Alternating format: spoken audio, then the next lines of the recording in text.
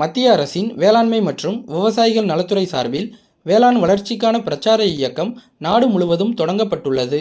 இதன் ஒரு பகுதியாக காமாட்சிபுரத்தில் உள்ள வேளாண் அறிவியல் மையத்தில் நடைபெற்ற நிகழ்ச்சியில் இந்திய வேளாண் ஆராய்ச்சி குழுமத்தின் கீழ் செயல்படும் கொடைக்கானல் அருகே உள்ள மன்னவனூர் செம்மறி மற்றும் கம்பளி ஆராய்ச்சி நிறுவனத்தின் விஞ்ஞானிகள் குழுவினர் கலந்து கொண்டு பிரச்சார இயக்கத்தை துவக்கி வைத்தனர்.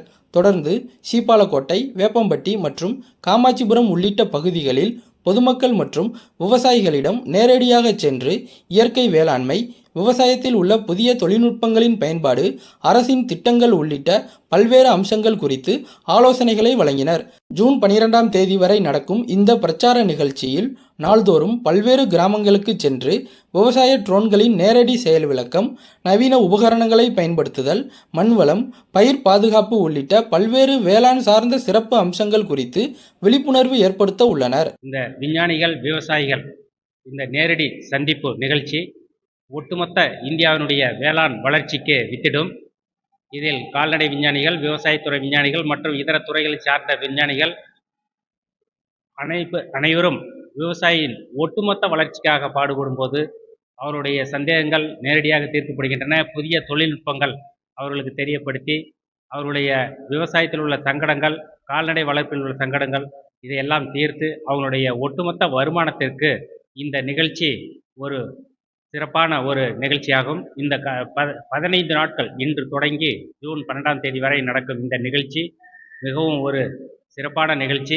ஸோ நம்ம தேனி மாவட்டத்தில் வேளாண் அறிவியல் மையம் மூலமாக இந்த பிரச்சார இயக்கத்தை துவங்குகிறோம். ஸோ இதில் விவசாயிகளுக்கு புதிய வகையான உத்திகளை சொல்லிக் கொடுப்பது, இயற்கை விவசாயத்தை ஊக்குவிப்பது, நம்ம புதிய தொழில்நுட்பங்களான ட்ரோன், ஆர்டிஃபிஷியல் இன்டெலிஜென்ஸ் மூலமாக எப்படி விவசாயம் செய்வது, அதுக்கு இல்லாமல் நம்ம மத்திய அரசோட என்ன மாதிரியான திட்டங்கள் விவசாயிகளுக்கு இருக்குது, குறைந்தபட்ச ஆதரவு விலைகளை எவ்வாறு விவசாயிகள் அணுகுவது, இது குறித்து விழிப்புணர்வு முகாம்களும், நேரடியாக விவசாய நிலத்தில் போய் விவசாயிகள் விஞ்ஞானிகள் சந்திப்போம், என்ன மாதிரியான பிரச்சனைகள் நீங்கள் சந்திச்சுட்டு வர்றீங்க, அதற்கான தீர்வுகளும் இந்த பிரச்சார இயக்கத்தில் வழங்க போகிறோம்.